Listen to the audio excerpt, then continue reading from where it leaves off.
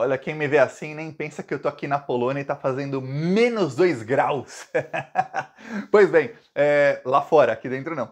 Pois bem, olha, eu falei no vídeo de ontem que o senhor Augusto Aras, o Procurador-Geral da República, traiu o Bolsonaro e que ele mudou de lado e que ele é pra cima do Bolsonaro.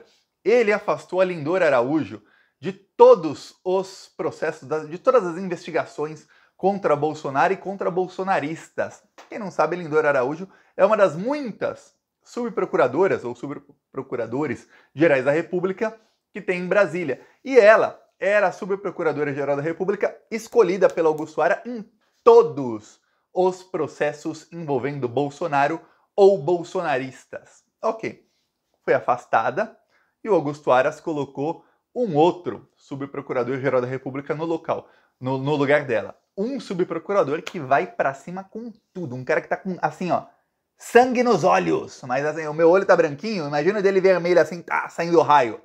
É esse. Primeira coisa que ele fez foi abrir 3 inquéritos contra deputados bolsonaristas por incentivar golpe de Estado, que vão pegar aí quase 30 anos de jaula. E eu vou falar, a chance desses 3 deputados, eu dei o nome no último vídeo, não são muito famosos não, é uma deputada que é uma indígena bolsonarista, né, que apoia o genocídio dos indígenas, e um deputado que foi o mais votado do Ceará e um de Pernambuco. Tá, vão para a jaula, não tenha dúvidas, serão denunciados, julgados e condenados. Tá. Ele também mudou o posicionamento em vários processos que envolvem outros bolsonaristas.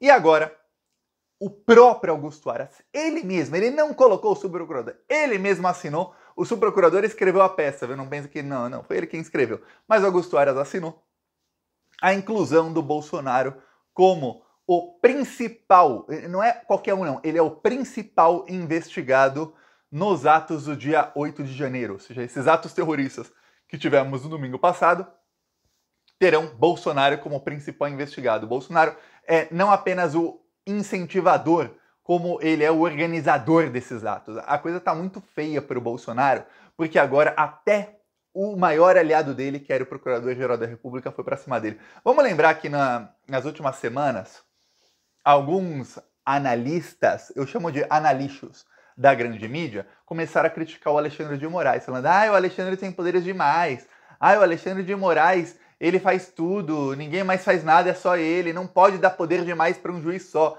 Esses analixos estavam omitindo o fato de que todas as decisões do Alexandre de Moraes, não porque ele quer, ou porque eu quero, ou porque qualquer coisa, mas por ordem da presidenta do STF, que é a Rosa Weber, tem o escrutínio do STF, do plenário. Ou seja, quando o Alexandre de Moraes manda prender o Anderson Torres, ex-ministro da Justiça do Bolsonaro, olha, era ministro da Justiça até 2 semanas atrás, essa decisão foi submetida ao plenário. E o Alexandre ganhou por 9-2.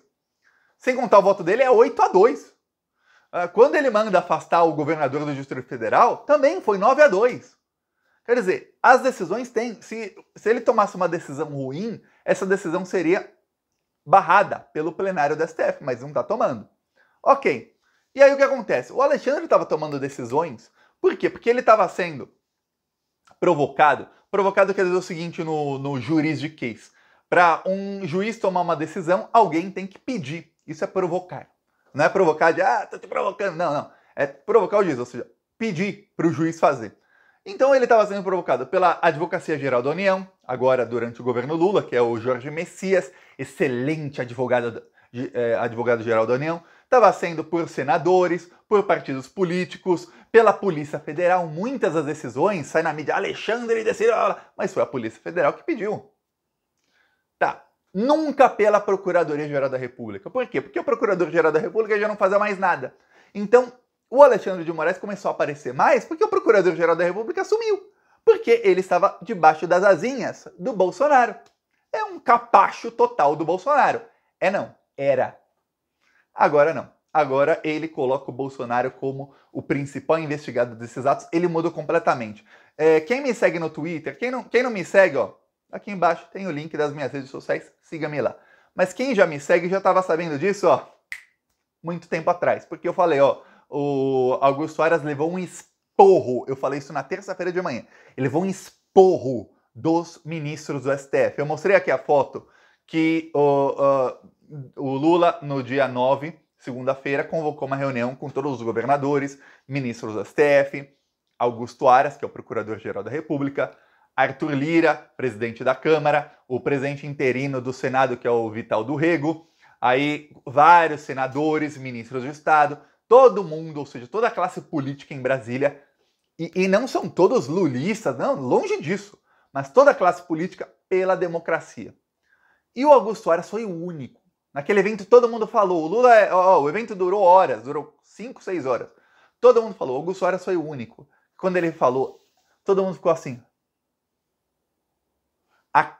O Dias Toffoli é amigo do Bolsonaro. Era, né? Amigo do Bolsonaro. Quando o Bolsonaro indicou o Nunes Marques para o STF, foi numa reunião na casa do Dias Toffoli, estavam os dois se abraçando, estava assim, uma confraternização gigantesca. O Dias Toffoli estava assim. Uma cara. Não, eu não consigo imitar, cara, que eu vi uma cara de chocado, mas a cara dele é de chocado e de nojo ao mesmo tempo. E eu não consigo fazer essa cara de novo porque eu tô feliz. Que a coisa tá dando ruim pro Bolsonaro. Uma cara de nojo. Essa parte. Pois bem, levou um esporro, mas um esporro gigantesco, não de um nem dois, de vários ministros do STF. E ele foi avisado o seguinte: o Augusto Aras, você está plantando o seu impeachment, você vai entrar para a história do Brasil, parabéns, como o primeiro procurador-geral da República na história desse país a sofrer um impeachment, que é isso que vai acontecer contigo. Que você está se aliando a quem tentou golpe de Estado e a quem está promovendo atos terroristas. Na hora ele, opa, peraí. Por quê? Porque quando um procurador-geral da República sai de cena, isso aconteceu com vários aí que tivemos na história. O que acontece? Eles saem, você dificilmente escuta falar mais dele. Você lembra do Janot? Não. Ninguém nunca mais falou dele. Raquel Dodge? Quem é Raquel Dodge na fila do pão? Ninguém nunca lembra dela. Mas, nos bastidores, eles tentam sempre indicar um sucessor e indicar gente para cargos altos, fazer o politiquês ali dentro do Ministério Público. E o Augusto Aras é um dos mais políticos do Ministério Público. E ele tem uma característica que nem o Janot, nem a Raquel Dodge, nem o Gurgel, que foi um dos piores da história, tinham. Que é o quê? Ele rasteja. O Augusto Aras, quem diz isso não sou eu não. O primo dele, Vladimir Aras, numa conversa vazada com o Deltan Dallagnol, falou, o Augusto, ele rasteja pelo cargo, ele não tem problema nenhum em mudar 100% de posicionamento e rastejar, puxar o saco, fazer de tudo. O cara só faltou chamar ele de verme. Pois bem, o senhor Augusto Aras mudou 100%, como disse o priminho dele. O Augusto Aras tirou a lindora, colocou um outro e falou, vai pra cima. O outro chegou, pá, já tá indo pra cima do Bolsonaro, então prepara, que agora a Procuradoria-Geral da República vai investigar o Bolsonaro com força, né? Assim, colocamos o Bolsonaro só para fazer... Não. Lembre-se de uma coisa, que a ficha não caiu. Eu vou colocar aqui, mas a ficha caiu assim, né? A ficha não caiu para muita gente, que é o seguinte, não temos mais o governo Bolsonaro, hoje o presidente é o Lula. Bolsonaro não tem mais aquela caneta. Lembre-se disso. Faça cair a ficha para você, porque para mim também demorou para cair a ficha. Hoje é o Lula o presidente. Então é o seguinte, o Augusto Aras vai se rastejar pro Lula. E agora a investigação vai com força. Você vê que a Polícia Federal está muito rapidamente indo para cima desse pessoal. Porque quando estava aparelhada pelo Bolsonaro, não ia. Tá. Quando você pensa, dá para piorar? Dá. É claro que dá para piorar. A Polícia Federal interrogou todos os mais de 1.200 terroristas que foram presos lá em Brasília. Todos foram interrogados. E aí a Polícia Federal descobriu um negócio assim...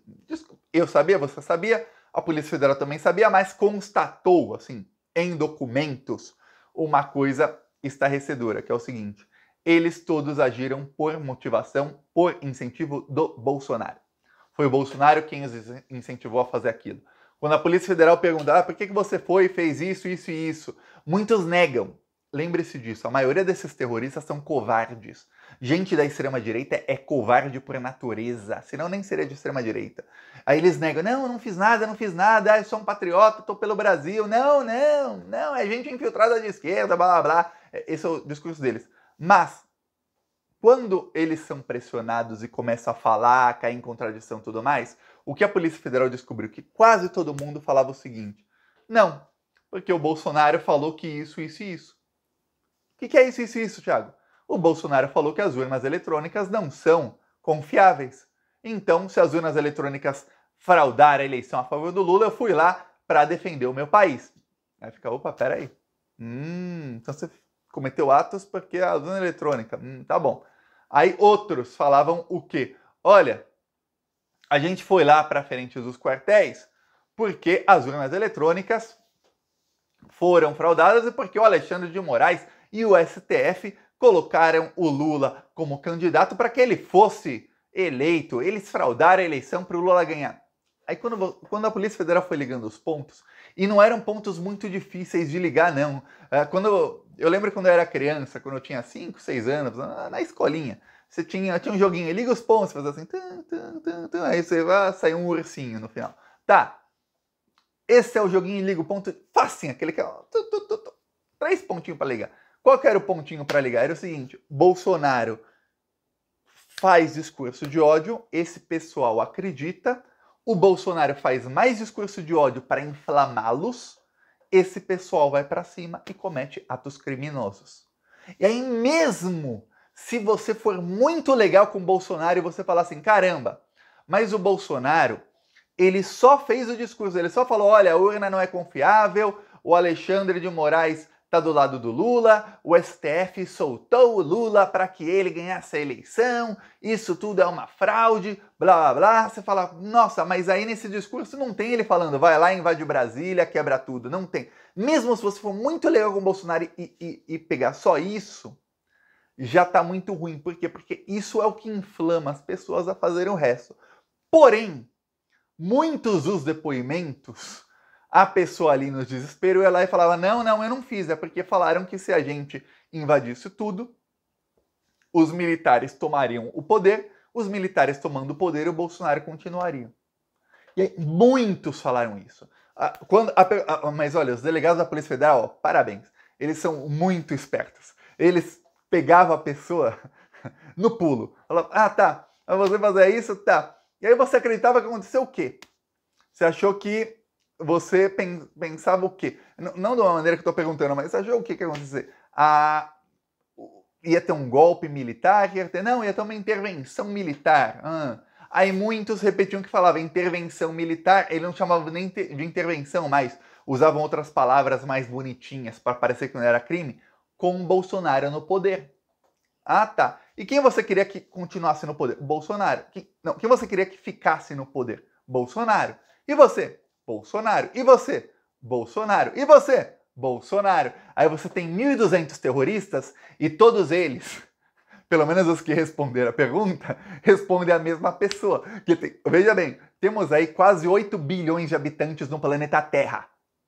Os terroristas cometeram os crimes e aí eles falam, não, eu queria o Bolsonaro. Nenhum dos outros 7 bilhões, 999 milhões. Não, Bolsonaro é quem a gente queria no poder. Fala, pô, vocês estão incentivados pelo discurso do Bolsonaro e vocês queriam o Bolsonaro no poder. Deu ruim para o Bolsonaro. Isso tudo também é compartilhado com a Procuradoria-Geral da República, que agora vai para cima do Bolsonaro. Então temos Polícia Federal, sem estar aparelhada agora, Polícia Federal para cima do Bolsonaro e tá difícil, hein? Procuradoria-Geral da República, vamos falar PGR, para cima do Bolsonaro. Ou seja, tá muito, mas muito ruim a situação do Bolsonaro. Eu vou falar, os elementos para a prisão do Bolsonaro já estão quase todos reunidos. Eu só não vou falar estão todos reunidos. E quando eu falo reunidos, quer dizer o seguinte, para que quando seja decretada a prisão dele, apresente-se as provas, para que fique assim, por A mais B, esse cara tem que ser preso. Não tem como não prendê-lo, para que não tenha general milico vagabundo, para falar, ai não, seja preso. Eu falo quase todos reunidos porque só falta montar a peça, ou seja, ligar aqui, montar o quebra-cabeça, mas as peças já estão todas lá. As peças do quebra-cabeça estão todas lá, só falta montar a peça grandona que é o quebra-cabeças, o que falta muito pouco. Então, estamos chegando no momento decisivo da história do Brasil, que é a decretação da prisão do chefão da quadrilha terrorista, que é o Bolsonaro. Estamos chegando num momento decisivo. A coisa tá assim, eu vou falar para você, está irreversível. Não tem como o Bolsonaro reverter. Se ele fosse o presidente, eu diria, ó, gente, é o presidente, ele pode corromper alguém, pode fazer isso, aquilo, não sei o quê, como eu falava até no passado. Lembra disso? Quem assistiu os vídeos do Plantão Brasil faz mais tempo, lembra? Eu falava, ó, gente, tá ruim, tá ruim, tá ruim, mas ele é o presidente, ele pode fazer isso, isso. Agora não. Não tem o que fazer. Ele tá nos Estados Unidos, tem imprensa na casa dele 24 horas por dia olhando para a casa dele. Ele não sai mais de casa, o Bolsonaro não sai de lá faz 48 horas, pelo menos até o momento que eu gravei o vídeo. Ele foi lá para o resort de luxo que fala que era hospital, foi lá, ficou lá um dia e meio, voltou. Tá em casa, escondido, recluso, com crises de choro 24 horas por dia. O ministro da Justiça dele com ordem de prisão. A Polícia Federal disse, ó, se até segunda-feira esse rapaz não chegar, o Anderson Torres, não chegar no Brasil, a gente vai pedir a extradição dele. Uma pressão gigantesca de deputados americanos para que o Bolsonaro seja deportado, que vai ser para ele uma humilhação internacional, fora a humilhação nacional. Temos 93% dos brasileiros, 93% quer dizer 18 em cada 19 brasileiros, contra os atos terroristas do dia 8, e o Bolsonaro ali só esperando a hora de ser preso. É isso que está acontecendo. Esperemos aí os próximos passos. Ó, o Brasil voltará a sorrir plenamente. Já temos um governo que trabalha em prol da população e agora teremos o bandidão preso. E aí o Brasil volta a sorrir e a gente começa a avançar finalmente nas pautas sociais, que o Haddad já falou, já está avançando nas pautas sociais. Independente disso tudo, que é Flávio Dino, tudo mais, a equipe econômica já está avançando nessas pautas, mas aí a gente começa a falar do bem do Brasil e não desses bandidos, né? Veremos aí os próximos passos. Falou!